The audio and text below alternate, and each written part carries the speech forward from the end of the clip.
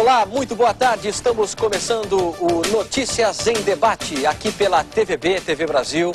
Nesta segunda-feira, nós vamos falar hoje de geração de empregos, políticas públicas voltadas para facilitar e desburocratizar o empreendedor e muito mais. Para isso, estamos recebendo aqui com muito prazer, está aqui ao meu lado o secretário estadual do Emprego e de Relações do Trabalho, Guilherme Afife Domingos, a quem eu tenho o prazer de cumprimentar. Ele esteve aqui por ocasião da campanha para o Senado, não, Afife? E está voltando hoje para dar grandes novidades ao nosso telespectador. Tudo bem? Boa tarde. Tudo bem, graças a Deus. Um prazer retornar a esse programa. Como é que está o trabalho, Afife? Porque o governo do estado vem adotando e implantando algumas medidas para tentar desburocratizar realmente as empresas, né? E gerar novos empregos. Eu gostaria que você falasse sobre isso. O governador Serra nos entregou a missão, além da Secretaria do Emprego e do Trabalho, de presidir o Programa Estadual de Desburocratização. E aí envolve mais de 10 secretarias e nós estamos a campo com uma primeira grande missão, que é a missão de reduzir o tempo de abertura de qualquer negócio no Brasil, que é um dos mais altos do mundo. Quer dizer, no Brasil, e especialmente medido no estado de São Paulo, se demora 152 dias, em média, para se abrir um negócio. E quando você abre e tem um CNPJ, no município você não avisou, fica tudo irregular, né?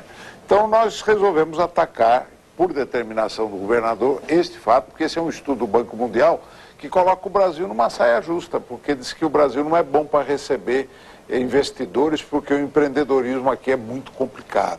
Então nós resolvemos atacar e o governador baixou as medidas no dia 5 de outubro, que é um decreto, regulamentando a Lei Geral da Micro e Pequena Empresa para o Estado de São Paulo. E aí vem registro único, vem toda a facilidade e vem a criação do MEI. Esta é a grande novidade. É o registro individual, né? É o microempreendedor individual, é a pré-empresa. Antes do sujeito ser empresa, ele está num trabalho, está num bico, né? Ele pode ser pipoqueiro, pode ser encanador, azulejista, eletricista, trabalhando na informalidade, por conta própria, que é aquele que a gente chama de autoemprego. Pintor. Pintor.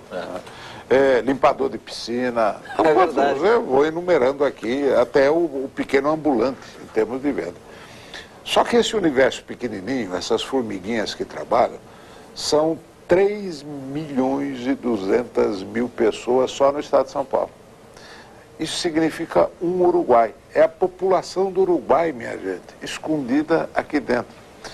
Sem proteção social, sem renda comprovada, portanto ele não tem acesso ao crédito, não tem acesso à compra da casa própria. Então ele trabalha totalmente na informalidade, na marginalidade do sistema econômico. Então nós estamos querendo trazê-lo à formalidade. E aí a criação do MEI foi uma ação junto com os municípios. O município aqui de Santos faz parte do projeto piloto nosso, por determinação do prefeito Papa, nosso amigo. E nós trabalhamos juntos com outras prefeituras exatamente para mapear a situação da burocracia na abertura de uma empresa e criar o conceito do cadastro único, que vai ser o portal poupa-tempo do empreendedor, que para janeiro de 2009 deve ficar pronto. Mas para o início do próximo ano, a novidade do MEI, né, que é esse microempreendedor individual, eu espero voltar aqui para lançá-lo oficialmente, né? E é uma fórmula muito simples. Ele se registra no município, aquele que fatura até R$3.000 mês, R$36.000 ano, que para o faturamento de uma empresa é muito pouco. Mas para um alto salário, para um alto emprego, um emprego próprio, é uma boa remuneração. Ele enquadra quase que todos esses informais dentro dessa faixa. E a lógica, Fifi, é que você traz esta pessoa para a formalidade, né? Cria esse modelo. E aí, evidentemente, ele está inserido nas políticas públicas, né?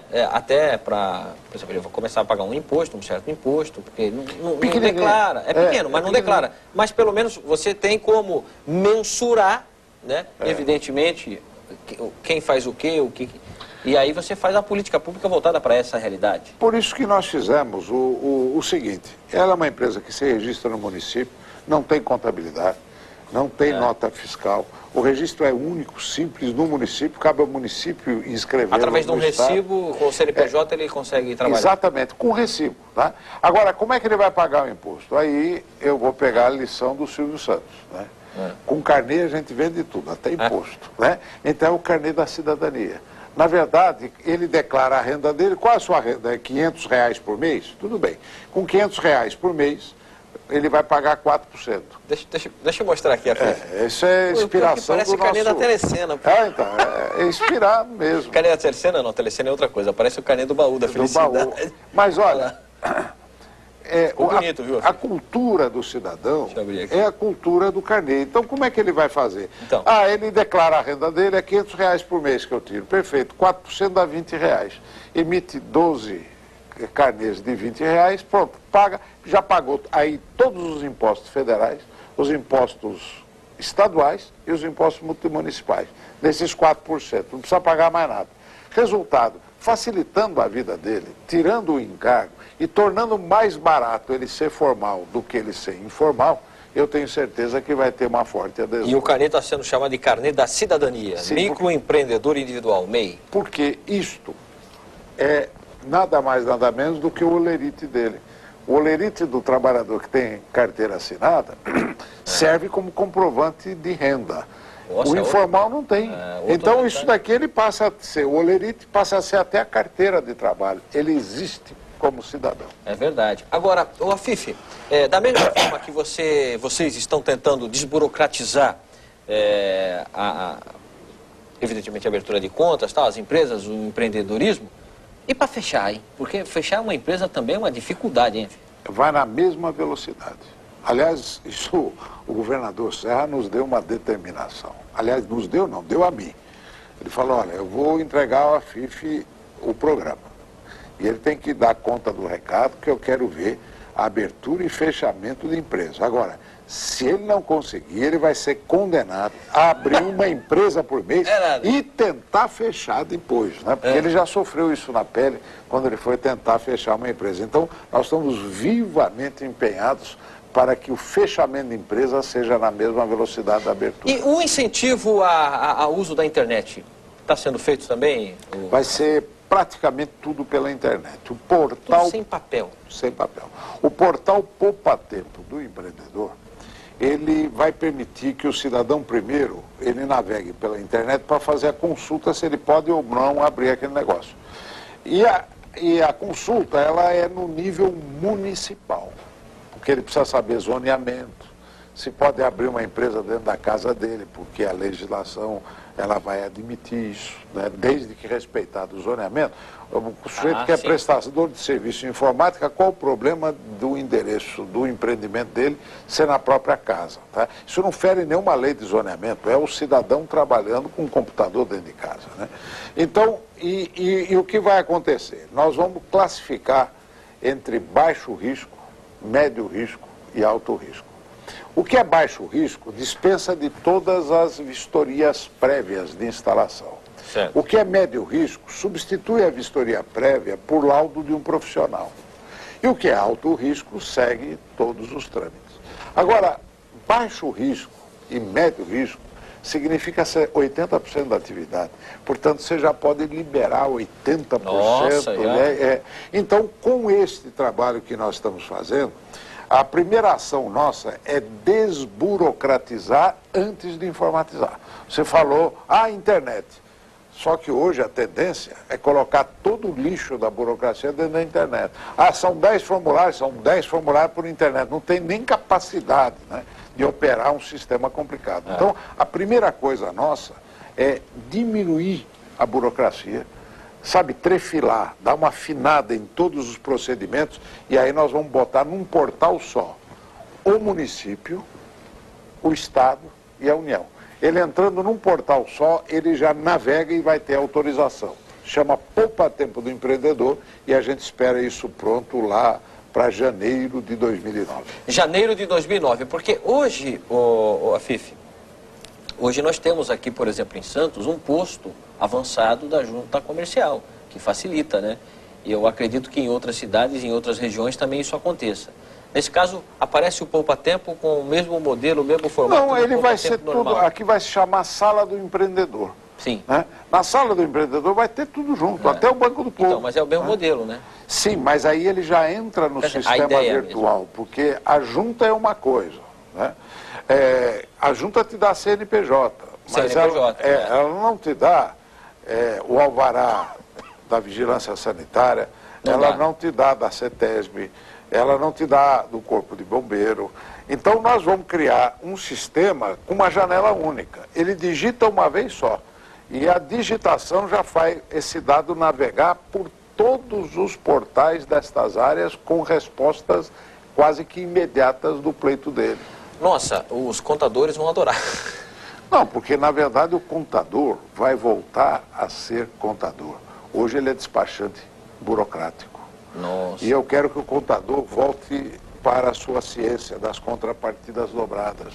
Usar a contabilidade como instrumento de gestão da empresa, não um instrumento que retrata uma empresa que não é verdadeira. Que é o que realmente acontece, né? Então hoje você acaba tem que diferenciar o contador do despachante contábil.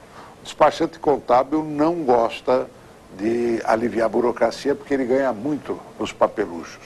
O contabilista não, esse é diferente. E a grande maioria, graças a Deus, é contabilista e, aliás, o SESCOM em peso dá apoio ao nosso projeto. Participa conosco. Tá certo. A gente vai fazer um pequeno intervalo, Afife, e você quer completar alguma coisa em relação a esta questão desse pacote de medidas do governo do Estado? Eu acho que olha, o mais importante é a promessa de voltar aqui no primeiro trimestre para trazer o carnê da cidadania. Né? E as inscrições poderão ser feitas a partir de 2008? A partir de 2008, mas nós vamos dar a data do início, porque ainda não é inteiramente automatizado, que isso é para o ano seguinte.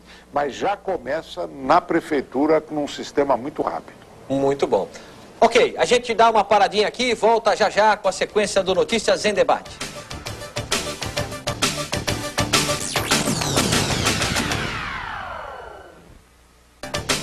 Ok, de volta com o Notícias em Debate, aqui pela TVB, nesta segunda-feira, com Guilherme Afife Domingos, que é secretário estadual do Emprego e Relações do Trabalho.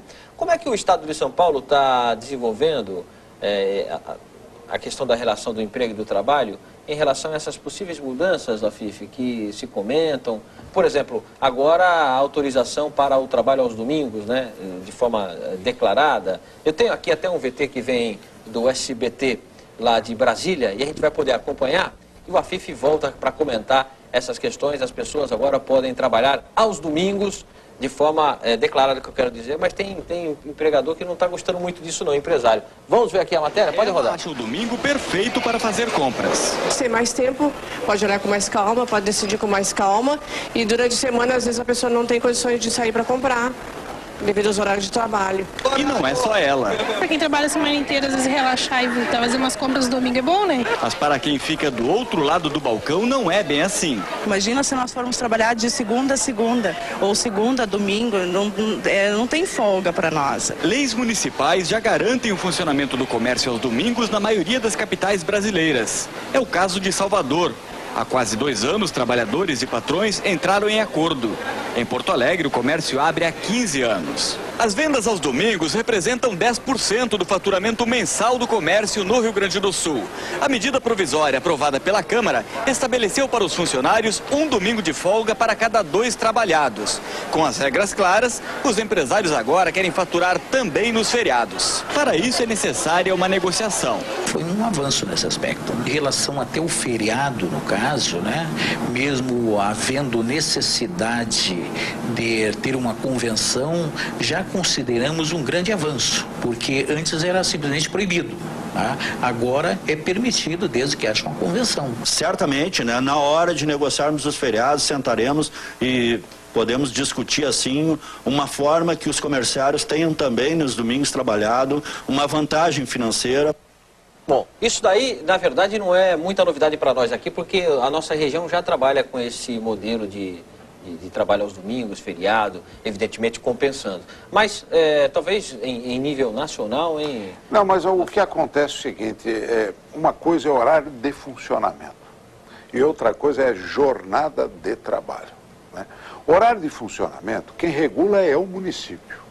Jornada de trabalho, quem regula é lei federal.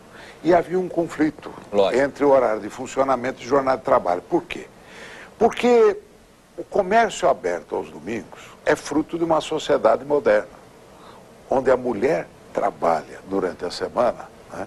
E o final de semana ela tem para ficar com a família e tem para fazer suas compras de supermercado, ir no shopping, etc. Só que existe comerciária mulher também, que tem a mesma necessidade. É verdade. Né? Então você tem que conciliar as coisas. Então eu acho que houve muito bom senso, porque para cada 2 domingos trabalhados, folga 1. Tá certo? Então, neste dia a comerciária tem o dia de compradora, não de vendedora, para ela poder também curtir como as outras mulheres fazem. Aliás, é fruto do mundo moderno. Hoje, o final de semana, você pode ver que o shopping passou a ser o centro de lazer, o centro de compra, gastronômico. Então, a família se reúne lá. E a comerciária também tem o direito de ter o seu dia de folga. Então, na forma como estava a legislação, ela parece que teria que trabalhar, o comerciário, trabalhar 3 domingos para folgar 1. E agora você diminuiu a frequência. Logicamente, isso tem um aumento de custos, mas eu acho muito justo, sob o ponto de vista humano, a comerciária ter seu dia de compradora também. Agora, o Afife, como é que você, como secretário estadual do Emprego e de Relações do Trabalho, acompanha e está analisando essa questão da licença maternidade, que pode ir a 6 meses e composição aí de 4 a 6 meses, né? Olha, para empresas privadas. Você acha que isso não pode gerar desemprego por parte da... Não é o problema, é restrição ao trabalho da mulher ou diminuição do salário da mulher na hora da contratação em função desses aspectos. Quer dizer, num primeiro momento... Agora, sob o outro lado, não tem jeito, gente. A maternidade é uma coisa muito importante. Hoje, a grande dificuldade do mundo moderno é você conciliar a necessidade da mulher trabalhar, né, com a insubstituível mulher. Não é só no nascimento de um filho, é na criação de um filho. Hoje a sociedade ela acaba ficando de perna pro ar, exatamente porque muitas vezes a mulher, coitada, dupla jornada é duro. Hoje o sofrimento de uma mulher que trabalha e tem que cuidar de filho, e ela é insubstituível, não adianta deixar na creche, não adianta deixar com babá, daquelas que têm maior poder aquisitivo, as pessoas de menor poder aquisitivo, jogar uma criança numa creche, acaba sentindo falta. O papel da mãe é fundamental. Então, como nós vamos conciliar isto sem gerar um tipo de discriminação ao trabalho da mulher? Eu gostaria que houvesse uma lei de incentivo, né, à contratação de mulheres como uma forma de compensação do aumento dos custos quando ela tem a maternidade. Então, a empresa seria incentivada pelo número de mulheres que ela teria trabalhando, exatamente para compensar isso. Então, porque na verdade há a previsão de um incentivo para as empresas que adotarem a licença maternidade durante 6 meses. Mas será, Fife, que esse incentivo vai valer a pena para o empresário? Tudo bem, aquela empresa que é uma grande empresa, que tem várias mulheres, que pode ter algumas, né? Não várias grávidas, pode até ser interessante, né? Mas olha, aquele pequeno empresário que tem é complicado. É complicado, no primeiro momento mas pode evitar. Eu posso dizer, nós precisamos encontrar fórmulas sempre de incentivo para evitar o desincentivo, porque eu sou amplamente favorável à preservação do direito, não é nem da mulher, é do direito da criança de ter uma mãe que cuide dela. Agora, infelizmente, o mundo moderno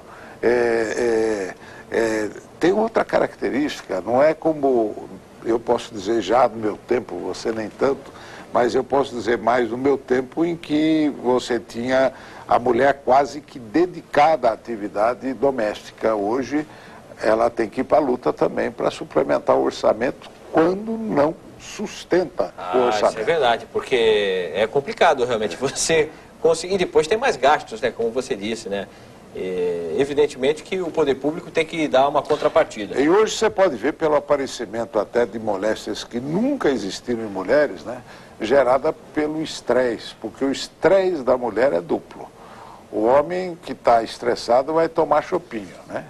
E a mulher estressada tem que voltar para casa ainda para cuidar da criançada. Afif, eu gostaria que você comentasse essa notícia aqui, ó.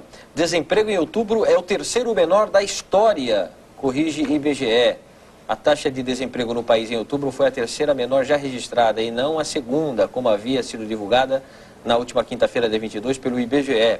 A própria instituição corrigiu o erro e o desemprego atingiu 8,7% no mês passado nas 6 maiores regiões metropolitanas, ao invés de 9% em setembro. Na verdade, eu acho que muito mais importante do que essa questão do número pontual é, evidentemente, se a taxa de desemprego cai mesmo ou não. Olha, você tem um ambiente geral econômico bem melhor. O mundo está bem, não é? Você veja que a situação mundial ela é tão tranquila pelo crescimento em anos consecutivos, né, que acaba se refletindo aqui. E a nossa crítica é que nós poderíamos ir muito melhor. Essas taxas de desemprego, elas poderiam ser praticamente zeradas. O Brasil não consegue e sempre mantém taxa de desemprego alta, porque por maior que seja a oferta, você tem uma população jovem crescente chegando no mercado de trabalho, né? E o que ocorre hoje é que nós devíamos estar crescendo, e a economia mundial nos permitiu esse crescimento, crescendo a 7% ao ano, e não em média a 3% ao ano, como aconteceu. Quer dizer, o Brasil não aproveitou a oportunidade. Hoje todo mundo está ufanista, nunca tivemos uma situação, o IBGE provocando, mas na verdade você tem que olhar, gente, nós tínhamos a obrigação de estar muito melhor, porque o mundo está ótimo e nós só estamos bons, né? Deveríamos estar ótimo, então isso iria crescer a 7% ao ano, aí zerava a taxa de desemprego. E aquela sua questão da época da campanha ainda para o Senado, da carga tributária, os impostos? Essa é uma âncora, é a marra. Você viu, o Brasil cresceu, esse ano vai crescer 4,8%. E a arrecadação de impostos está crescendo a 11%. O que significa isso? É o esforço da sociedade confiscado pelo governo. Está gastando bem esse dinheiro? Eu acredito que não. O gasto público. Hoje o aumento de imposto é para sancionar um gasto público sem controle. Portanto, estamos gastando mal. E gastar mal significa não investir nas atividades básicas com consistência. E eu estou falando do nível federal, que é responsável por 70% do dinheiro que se arrecada. Quer dizer, 70% do dinheiro arrecadado em todo o país, do bolso do cidadão, no arroz, no feijão, no leite, ele vai para o governo federal. E depois ele não volta para os estados e municípios. Não volta como deveria, né? Claro. E o trabalhador, Afif, ele ainda tem que compor ali na sua renda, né? Dispor da sua renda as questões que o Estado deveria cumprir, como, por exemplo, plano de saúde, né? A classe média paga de novo. Paga de novo. Ela paga duas vezes. Paga duas vezes, porque você vai pagar educação, você vai pagar saúde, que é o que você deveria ter como contrapartida do imposto que porque você paga. Alguns países da Europa você tem uma carga tributária, sei lá, de 50%, 60% até, mas você não paga plano de saúde, tem uma boa, né? A rede pública. Uma boa rede pública de saúde. Pode andar na rua e deixar a porta aberta. Também. Então aí fica fácil, segurança, né? Segurança. Então, na verdade, o que nós estamos assistindo na atualidade, com esse salto do aumento da arrecadação de impostos, vamos pegar essa discussão da CPMF que está ocupando todo o noticiário, que a senhora que está em casa está assistindo, CPMF, essa contribuição. A senhora vai falar, mas eu acho que deve ser mixaria, eu não pago tanto, né? Mas, na verdade, o que está acontecendo é o seguinte, você sabe quanto que a CPMF significa de dias trabalhados de um trabalhador médio no Brasil? 7 dias de trabalho, 7 dias do seu salário é levado pela CPMF. No mês? No ano. Ah, no ano. 7 dias do salário no ano. Os impostos gerais sobre o salário do trabalhador são 145 dias por ano. Né? Vamos só raciocinar que de janeiro até dia 25 de maio... Vai trabalhar para pagar imposto. Só para pagar imposto. Né? A partir de 25 de maio que a senhora está trabalhando para poder satisfazer as suas necessidades no dia a dia. O resultado disso é que a CPMF, se ela fosse agora extinta, nós teríamos então só 138 dias. Né? Diminuiria 7 dias do calvário por ano que a gente tem que pagar de imposto. Portanto, essa discussão, quando o governo fala, vai fazer falta, mas ora, você está com um aumento de arrecadação que é o dobro do PIB e ainda quer mais, né? O que vocês estão fazendo com esse dinheiro, sem satisfação para a sociedade? Com um Congresso... Está sustentando o programa social, Bolsa Família. Com a Câmara Federal que está de costas para a sociedade para votar o que o governo quer contra o povo. Né? Por isso que eu sou advogado do voto distrital. Porque quando você vota no cara, você vai cobrar. Hoje você não sabe, nem lembra em quem votou. É verdade. Bom, por falar em votar, no próximo bloco a gente vai conversar sobre política. E eu queria saber do Guilherme Afife Domingos, das ações do Estado voltadas mais para a nossa região aqui, para o desenvolvimento do emprego em nossa criação de novos empregos e também capacitação de trabalhadores aqui em nossa região. Daqui a pouco nós voltamos.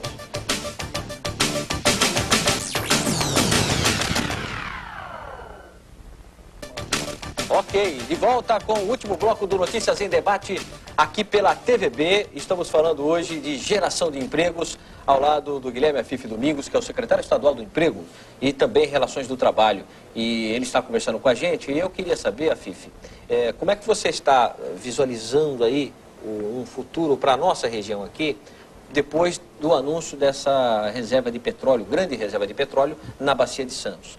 É lógico que o emprego vai aumentar, mas tem que capacitar as pessoas. E em que pese seja uma questão mais da parte de educação, evidentemente que você está diretamente também relacionado com o tema, né? É a educação voltada para o trabalho. Né? E o governador Serra, quando traçou a sua diretriz de governo, e eu respondo pela área do emprego e do trabalho, nós partimos para olhar uma realidade que nos intriga. Nós temos os postos de atendimento ao trabalhador, o trabalhador que vai se inscrever procurando emprego. Aliás, em Cubatão sobra vaga, hein? Então, qual é o enigma que nós temos que decifrar? De um lado, um monte de trabalhador procurando emprego e não consegue. Do outro lado, um monte de empresas oferecendo vagas e não consegue preenchê-las. Por quê? Falta qualificação. Então, dentre os apagões que falam que o Brasil pode sofrer por falta de investimento, um deles é o apagão profissional. Nós não investimos para qualificar as pessoas para o novo processo. Você está falando de petróleo, eu estou falando da bioenergia nesse interior afora. Né? Essa é uma realidade. Então, para não errar, o que nós fizemos dentro do governo? Vamos saber a realidade. E eu me pus a campo na Caravana do Trabalho, passamos aqui em Santos, para fazer um diagnóstico junto com a Fundação SEAD. A Fundação SEAD é uma instituição do Estado de São Paulo, especialista em pesquisa, e nós fizemos isso com cada município do Estado. Né? Então reunimos todos os municípios e estamos fazendo agora um cruzamento de todos os dados, que a gente fala, primeiro, necessidade de formação de gente. Segundo, qual a tendência da região e quais são as profissões que podem ser demandadas. Você tem que olhar no futuro. Esse mapeamento deve ficar pronto agora no comecinho de janeiro. Nós vamos ter o mapa do apagão profissional no estado de São Paulo. Com esse mapa, nós vamos então fazer as políticas públicas de investimento junto com os municípios, utilizando a rede pública da Paula Souza, das escolas técnicas, que além do ensino regular técnico para o jovem, vai fazer qualificação básica.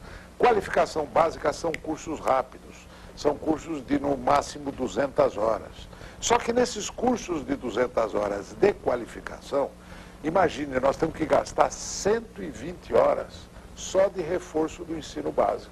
Senão nós corremos o risco da pessoa não entender o que está lendo, devido à carência que ela tem de ensino básico, que é uma dura realidade nossa. Senão ele vai ser um trabalhador desqualificado, de mão de obra desqualificada.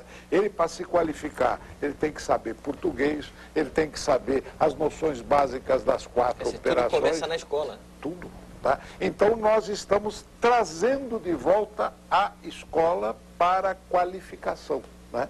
Então, por isso, estamos usando a rede da Paula Souza, além de entidades que queiram se conveniar dentro do diagnóstico por região e que terão a sua metodologia aferida pela própria Paula Souza, para a gente ter certeza da qualidade daquilo que se está investindo. Bom, porque qualificação se falou muito, mas se jogou tanto dinheiro fora. E tem tanto escândalo rodando, se fala tem até PAC CPI. da educação, PAC da educação, PAC das mas se estradas, gasta muito mal. Mas PAC do mal. emprego eu nunca vi, não. Aí que está. Mas a qualificação, nós estamos aqui tratando para que esse dinheiro seja sagrado e bem utilizado, muito bem fiscalizado. E aí a parceria com as prefeituras nesse trabalho. E aqui Santos está numa fase de plena expansão. Nossa. Você tem a notícia aí, por isso que a gente disse no hino nacional, deitado eternamente em berço esplêndido. Né? Que berço esplêndido aí escondido debaixo do oceano. Então, Afif, você acredita que, de repente, num futuro não muito distante aí, o IPTU pode baixar? Porque o IPTU de cada cidade é uma forma de recolhimento, né, de recursos para que a prefeitura possa sobreviver. A cidade de Campos, no Rio de Janeiro, só de royalties de petróleo, em outubro, recebeu mais de 30 milhões de reais. Um dinheiro injetado dessa natureza, dessa importância, o que é que não se pode fazer? O que você poderia fazer é fazer de Santos uma praça atrativa de investimentos com impostos baixos. Né? Então, para você trazer outros investimentos. O IPTU não vai acabar, mas você pode reduzir. Você imaginou que maravilha fazer aqui uma zona franca em Santos? Do lado do porto. Nossa, né? E vai ter o aeroporto aí também. Então, eu acho que Santos, a Bacia Santista, o estado de São Paulo como um todo, com perspectiva, nós estamos numa excelente oportunidade. Agora, você precisa ter gente preparada. Agora, Fifi, não é só Santos, não. Por exemplo, Caraguatatuba vai receber... Eu estou falando a Baixada, não a Baixada, o litoral de São Paulo. Isso. Porque nós estamos fazendo um diagnóstico em Caraguá, São Sebastião, como fizemos em Santos, Cubatão, né? Porque aqui você tem polo petroquímico, você tem... Agora, quando você vai para o sul, aí é outra realidade. O litoral sul é outra realidade. O litoral sul hoje enfrenta um problema sério com o meio ambiente, que é o problema das áreas de preservação permanente, que você não pode mexer. Então aí você tem problema de emprego. Mas você tem problema de emprego, mas tem oportunidade também. Tem hoje o turismo ecológico, você tem que preparar a gente para esse turismo ecológico. Nosso litoral sul e as nossas matas têm um atrativo extraordinário. Você tem um artesanato muito rico, né? Que você tem que investir na qualificação desse povo e abrir mercado para que ele possa vender. São todas políticas que a Secretaria, com esse diagnóstico, investindo em qualificação, pretende fazer nos próximos 4 anos do governo Serra. Porque as informações, Afif, dão conta de que serão gerados a cadeia, né, de empregos. A prestação de serviço vai aumentar, né? O que vem com a exploração do petróleo e o refino, enfim... mas não basta. Vai chegar a quase 15 mil empregos. Você não pode ficar só dependendo dessa atividade. Você tem que usar uma multiplicidade.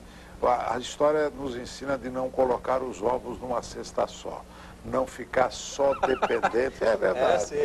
Então você tem que distribuir a oportunidade na hora que você pode ter uma boa arrecadação, como você disse, do royalty, utilizar inteligentemente isso para poder investir em infraestrutura, ter gente qualificada, impostos baixos para atrair outro tipo de atividade para diversificar a economia santista. Tá, como é que estão os números em São Paulo do emprego e do desemprego, Afif? Você poderia dar uma atualizada para a gente aqui? Olha, a situação de emprego e desemprego é exatamente esta. É igual.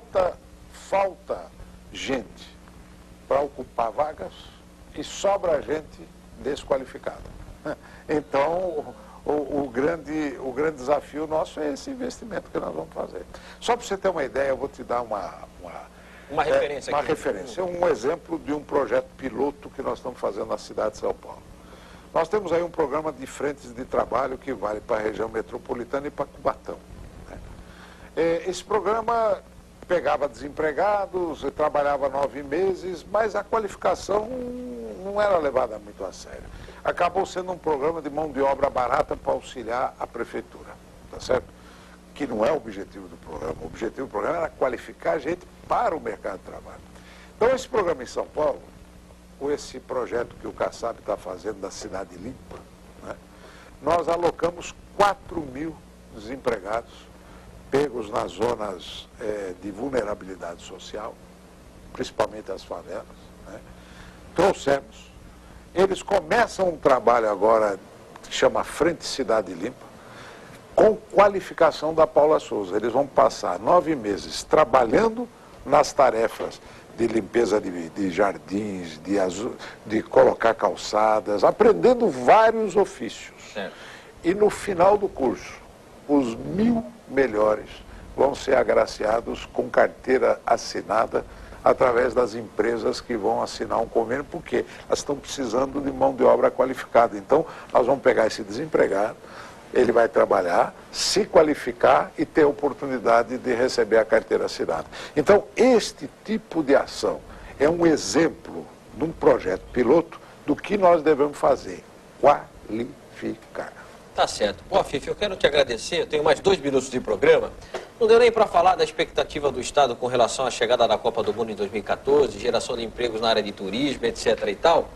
Mas 2014 está longe, 2010 também, 2008 está aí. É o ano que vem. Era só uma pergunta que eu tinha dúvida. Quem cedia a Copa não precisa participar das eliminatórias? Não, isso antigamente não precisava, agora precisa. Precisa. Então, gente, antes da Copa, lembre que nós precisamos, porque o timinho está difícil. O Brasil sempre estava, o Brasil foi a todas as Copas e não disputou todas as eliminatórias, né? Agora não, agora mudou a regra, tem que participar da eliminatória de qualquer jeito. Então, gente, antes da Copa de 2014, dos empregos, vamos classificar. Tá certo. Mas então, 2014 está longe, 2010 também, 2008 está perto. Só para a gente fechar o programa, como é que você está se preparando em termos políticos, partidários, a Fifi, para 2008? Por exemplo, você seria um pré-candidato à prefeitura de São Paulo? Não. Eu faço parte do DEM, antigo PFL, que tem uma aliança com o PSDB. Né? Eu tive o privilégio de poder participar na última eleição, ao lado do Serra, do Geraldo. Tive uma votação que quase chegou. Né? E na próxima eleição ao Senado são 2 vagas. Portanto, nós estamos trabalhando pela manutenção da aliança e meu nome é um nome disponível para essa disputa majoritária a serviço da legenda. Ou seja, um nome que pode ser colocado na mesa para fazer as composições.